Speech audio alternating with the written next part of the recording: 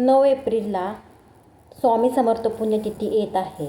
9 April ते 15 एप्रिलला या दरम्यान श्री गुरुचरित्र पारायण कसे करायचे, अगदी साधे सोपे हे 4 नियम पाळा. साक्षात दत्त महाराज दर्शन देतील. तर यावेळेस स्वामी पुण्यतिथीला गुरुचरित्र पारायण नक्की करा.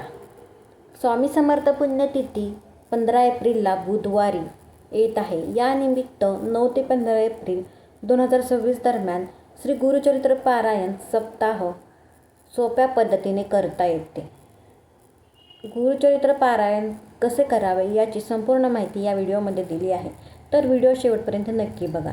यामध्ये रोज सकाळी स्नान करून पोथीची पूजा करून पूर्व किंवा उत्तर दिशेला बसून ठराविक अध्याय वाचन करावे.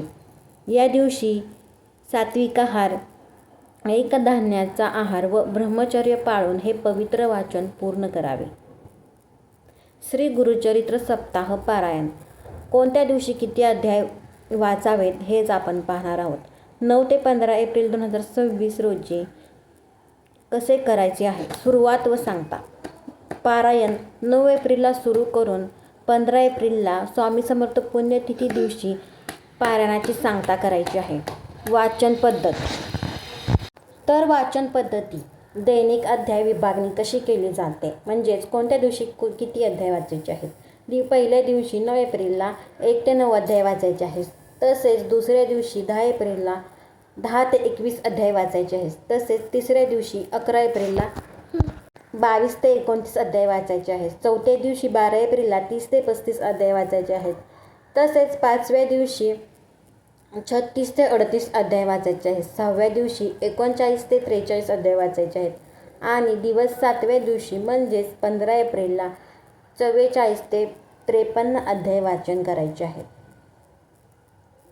अशी अध्यायाची विभागणी केली जाते. प्रत्येक दिवशी वेगवेगळे अध्याय दिलेले असतात. तसेच वाचन पूर्ण करायचे आहे. गुरुचरित्रच्या ग्रंथामध्ये संपूर्ण अध्याय कसे वाचायचे याची माहिती दिली आहे. तर तुम्ही पण नक्की पहा. पारायण करताना साधे व सोपे नियम कोणते पाळायचे आहेत ते आपण पाहूया. पवित्रता व स्थान.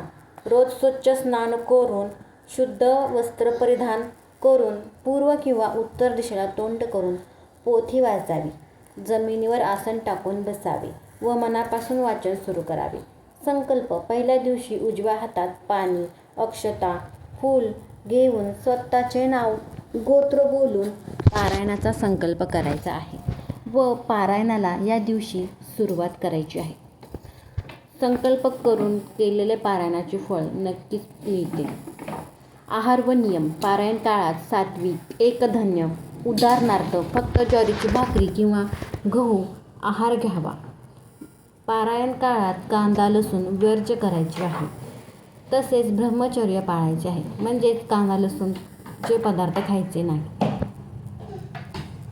आता पोथीची पूजा कशी करायची. दररोज वाचण्यापूर्वी पोथीची पूजा हळदी कुंकू लावून पूजा करावी. तसेच स्वामी समर्थांच्या मंत्राचा जप करावा व दत्तगुरूंचाही मंत्र म्हणायचा आहे. तसेच तुमची रोजची जी नित्यसेवा आहे ती सुद्धा करून तुम्ही पोथी वाचायला सुरुवात करू शकता. वेळ. पहाटे 3 ते संध्याकाळी 4 या दरम्यान वाचन करावे. शक्यतो ब्रह्मकाळात केलेले वाचन खूप महत्त्वाचे मानले जाते. तसेच दुपारी 12 ते 12:30 ही वेळ टाळायची आहे, कारण दत्त महाराज भिक्षेसाठी गेलेले असतात. त्यामुळे 12 ते 12:30 ही वेळ टाळायची आहे. आता सांगता.